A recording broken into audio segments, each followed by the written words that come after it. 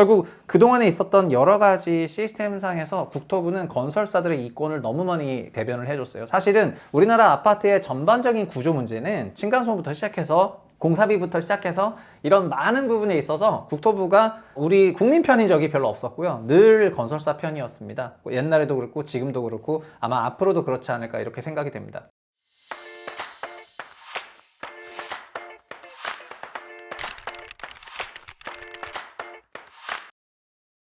안녕하세요. 최상욱의 부동산 심부름센터 구독자 여러분, 최부심입니다. 이번 주제는 재건축 공사비 갈등이 심화된다는 얘기는 뭐 다들 알고 계실 건데, 제가 또 갑자기 이런 성격은 아닌데 국토부가 그 배후라는 음모론이 있거든요. 그래서 오늘 이 음모론에 대해서, 사실 음모론은 아니고 이런 얘기가 왜 나왔는지 오늘 한번 살펴보도록 하겠습니다. 뭐 분담금만 3억씩 내라, 위계 재건축 사업 이런 것들이 굉장히 많습니다. 지금 공사비 급등으로 뭐 상경 시위도 있고 그런 전반적인 상황이죠. 그래서 바로 직전에 대구에 있는 송현주공 아파트에서도 건설사를 대상으로 막 상경 시위 하려고 막 했었고요. 그리고 여러 정비사업 그런 조합이라든가 그런 집행부가 시공사의 공사비 인상 요구가 너무하다 이러면서 뭐 시공사를 해지하려고 한다거나 아니면 그 공사비 못 받아들이겠다, 이런 얘기들이 굉장히 많이 있습니다. 사실 이런 정비사업에 있어서 건설사들은 과거에서부터 조합을 대상으로 좀 어느 정도의 그 폭리? 미안하다 건설사들아 그 폭리를 취했던 거는 사실이었던 것 같습니다.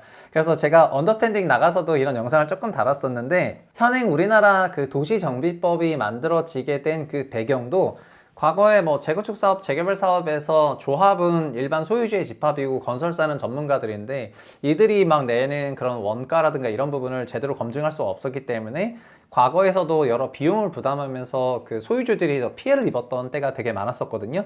그래서 도시정비법이 예전에는 여러 가지, 현재 도시정비법은 2002년에 만들어졌는데 그 이전에 70년대, 80년대에 있었던 그런 여러 가지 정비사업 관련 법들을 2002년에 통합하면서, 그 통합하게 된 배경 중에 가장 중요한 것 중에 하나가 사업 시행을 하는 조합의 전문성 부족으로 인해서 사업비가 증가하는 그런 조합원 피해 발생이 반복했기 때문에 조합원들의 그런 피해를 줄이고자 이런 도정법을 만들어서 조합과 건설사를 조금 거리를 두는 이런 경우가 많으면서 이 법이 만들어졌던 것입니다. 그래서 현행 도정법은 기본계획, 구역지정, 추진위, 조합 설립, 사업시행인가, 관리처분인가 이렇게 쭉 가는 방식인데, 이 시공사 선정을 과거에는 조합 설립인가 하면은 하게 해놨었는데 이거를 사업시행인가 하면은 하도록 바꿔놨고요. 현재는 어떻게 됐냐? 현재는 다시 시공사를 조합 설립인가 하면은 하도록 뭐 만들어 놓으면서 시공사들이 조합을 좀 빨리 설립하도록 이렇게 도와주는 이런 게 필요하다고 생각해서 이걸 가고 있는데, 이게 결국은 돌고 돌아 30년 전 모형으로 가는 거예요. 결국 30년 전에 이런 어떤 논란들이 있었냐면은 시공사랑 조합을 붙여놨더니 둘 간에 그런 결착이 많아가지고 결국은 그 조합 집행부 일부는 좀 회피했는데 다른 조합 소유주들이 피해를 보는 케이스들이 되게 많았었다는 게 이 법이 처음 만들어질 때 취지였거든요. 그런데 어쨌든 지금 다시 도로 20년 전으로 돌아가고 있는 그런 국면 되겠습니다. 근데 중요한 거는 결국 조합이 비전문성이 있었다는 거는, 그래서 이 법을 다룬 내내, 그리고 우리나라 도시 정비의 역사에서 어떻게 보면은 상수였어요. 조합에 전문가가 없다는 게 아니라 그 조합이 그 사업을 처음 해야 되는데, 건설사들은 1년에 30개, 40개씩 하는 그런 정비사업 전문가 집단이 몇 년에 걸쳐서 막 10몇 년, 20년 한 그런 빠꼬미들이 있기 때문에 개인들이 그거를 이기기가 조금 어렵거든요. 그래서 뭐 전문 조합장도 계시고 하지만 전문 조합장이라는 그 외부 조합장들이 모든 우리나라 정비사업을 다 조합장을 해줄 수는 없기 때문에, 그러니까는 결국 어느 조합은 피해를 보는 조합들이 나올 수밖에 없다, 그렇게 말씀드리겠습니다. 그런데 최근에 공사기간이 있잖아요. 최근에 공사비가 올라가는 그런 부분들에 대해서는 이렇게 말씀드리고 싶은데요. 자, 중요한 유권 해석이 22년에 하나 나왔더라고요. 여러분, 22년이 무슨 연도냐면은 둔촌주공 사건이 있었던 연도거든요. 둔촌주공 사건은 세부심에서도 다뤘었고 안 다루는 유튜브가 없고 다 알고 있는, 전 국민이 알고 있는 사건이었습니다. 그 사건의 결국 핵심은 시공사가 올려달라고 했던 1조 1000억, 1조 2천억 정도 되는 그 돈을 조합에서 인정 못하겠다는 거였는데, 결국은 어떻게 결론이 났냐면 결국 그 공사비 인정해줬고 조합은 분양가를 높였잖아요. 근데 중요한 거는 그 과정에서 국토부가 유권해석 내린 게 있었는데요. 글자가 좀 작은데 제가 읽어드리면, 법률신문에 따르면 철근, 콘크리트 등을 비롯한 원자재 가격 폭등, 22년에 인플레이션이 있어서 원자재 가격 폭등했죠. 이걸로 건설업계에서는 공사비 갈등이 확산되고 있는 가운데 민간 공사에서도 물가 변동에 따라서 계약금을 조정할 여지가 있다는 주장이 나왔다. 국토교통부가 공사 도급 계약서상 물가 변동 배제 특약을 무효로 볼 수 없다는 유권 해석을 내놓으면서부터다. 이렇게 돼 있습니다. 뭔 얘기냐? 공공공사에서는요, 이게 공공공사랑 민간공사 두 개가 있습니다. 공공은 정부가 발주하고 이제 민간 건설사가 수주하는 건데요. 공공공사에서 그렇게 한 거예요. 뭐냐면 민간 건설사들이 물가 변동 특약을 집어넣어가지고 공사비를 계속 올려버리는 거예요. 그러니까 발주처가 뭐라고 했냐면은, 이 자식들 봐라. 이거 공사비를 물가에 연동해서 줄 수 있다는 그런 내용으로 나중에 공사비를 어마어마하게 올려버리네? 그러니까 특약에다가, 우리가 부동산 중개 계약 같은 거 하면 특약을 넣지 않습니까?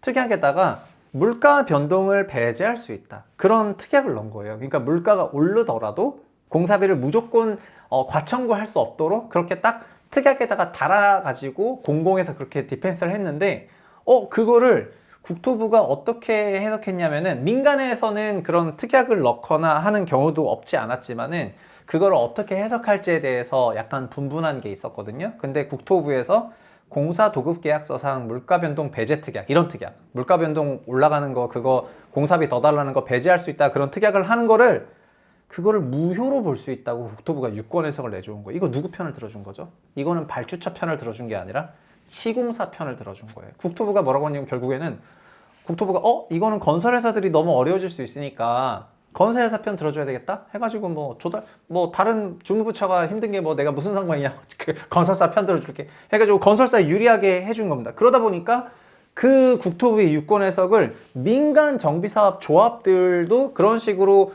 물가 변동 배제 특약을 해놓고 어느 정도 딱 디펜스한 게 있었는데, 건설사들이 봐라, 국토부 유권에서 이거 이렇게 하면은 이거 배제 특약 무효일 수도 있지 않냐라고 얘기를 하게 되니까, 그때부터 진짜 엄청나게 많은 쟁송들이 생길 수밖에 없었던 겁니다. 유권 해석을 너무 건설사에 우호적으로 해석을 해줬어. 그래서 23년에도 결국엔 기재부가 공사비의 물가 변동 배제 특약은 부당하다. 그냥 기재부도 이런 유권 해석을 했거든요. 국가계약법 취지에 안 맞다. 이거는 공공공사비에 관한 거였는데, 결국 민간공사비에서도 국토부의 저런 유권 해석이 나왔기 때문에, 그러면은 민간공사라고 다르겠냐? 그래, 조합에서 공사비 배제 특약, 그 물가 배제 특약을 딱 걸어도 건설사가 그거 아닌데요, 국토부 유권에서 보시면은 물가 변동 배제 특약은 부당한 거예요 라고 딱 해가지고 그냥 공사비 청구해버리면은 할 게 없는 거죠. 그래서 이것 때문에 22년, 23년을 거치면서 엄청나게 많은 조합들이 결국 건설사들한테 이렇게 열심히 털리고 있는데, 그 털리게 된 배경을 누가 제공했다? 국토부가 제공한 거예요. 국토부가 제공을 하니까 자연스럽게 건설사들이 국토부 유권 해석을 믿고 지금 완전 적극적으로 나서는 거죠. 이 부분은 법률 전문가들이 계시면 댓글로 좀 더 남겨주셔도 좋을 것 같은데요. 그러니까 조합원들 중에서 이런 상황이 있으신 분들은 해당 내용을 다 알고 계시겠지만은, 현재 조합이 아니거나 조합을 만들거나 공사계약서를 써야 되거나 하는 그런 국면에서는 이게 되게 중요한 쟁점일 수가 있잖아요. 그런데 국토부가 이렇게 일방적으로 조합 아니라 건설사 편을 들어주면은 우리 권리는 누가 지켜주는 거냐고. 그래서 저는 최부심에서는 항상 항시 일관된 자세로 국토부를 비판하고 있는데, 이런 것들이 어떻게 보면은 균형점을 맞는 그런 자세라고 말씀드리겠습니다. 그리고 사실 국토부는 그런 것도 있죠. 뭐가 있냐면은, 이게 전 층간소음 관련한 영상도 되게 많이 다뤘었는데, 한때 비디오머그에서 이런 영상 낸 적이 있습니다. 그 층간소음과 관련해서 주택건설 규정에 국토부 층간소음이 몇 데시벨 이하에 해야 된다고 그렇게 명시했었는데, 이런 표준바닥 구조만 충족하면 인정등급 받을 수 있게 해줬거든요. 여러분, 이 영상은 제가 그 분석왕에서도 다뤘지만은, 이 표준바닥 구조 시스템 자체가 이거 완전 진짜 개판입니다. 뭐냐면, 실제 그 데시벨이 안 나오더라도 구조만 표준바닥 구조를 하면은 그 성능을 통과시켜 주겠다고 결국 인정바닥 구조를 한 거거든요. 실제로 인정받은 것이 아니라 인정 등급의 바닥 구조라고 컨펌을 해준 거고요. 그래서 이거에 대해서 엄청나게 비판을 했고 감사원 실측도 다 해봤는데, 결국 아무리 인정 바닥 구조, 표준 바닥 구조를 하더라도 소음이 심하더라는 거예요. 그래서 이 이후에 20년에 그 사후 조사하는 방식으로 바꿨거든요. 그러니까 소비자 민원은 층간 소음이 너무 심하니까 건설사들이 이런 부분에서 돈을 제대로 쓰도록 기준을 명확히 가져갔으면 좋겠다라고 했는데, 국토부는 뭐 하는 부서죠?